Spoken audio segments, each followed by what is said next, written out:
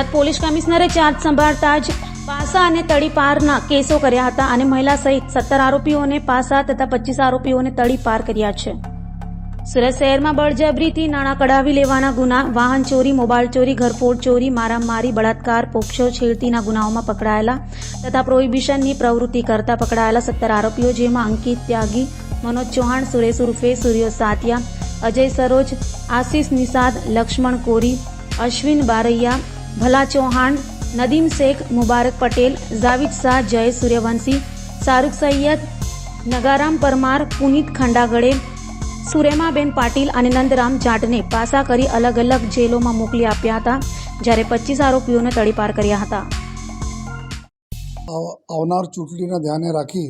અને સુરત સિટીમાં કાયદો અને વ્યવસ્થા સરસ રીતે જાળવી રહે તે માટે છેલ્લા અમુક સમયમાં જેટલા બી ગુનેગારો હતા, જો બુટલેગિંગ સાથે સંકળાયેલા હતા, મારામારીના બનાવોમાં સંકળાયેલા હતા,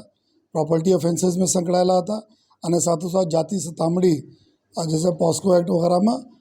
આ પ્રકારના ગુનાઓમાં આ લોકો સામેલ હતા। તો એવા કુલ 17 જેટલા ગુનેગારો ઉપર જો પાસાના કાર્યવાહી કરવામાં આવી છે અને આ અલગ અલગ જો રાજ્યોના અલગ અલગ જેલોમાં એના મોકલવામાં તજવીજ ચાલુ છે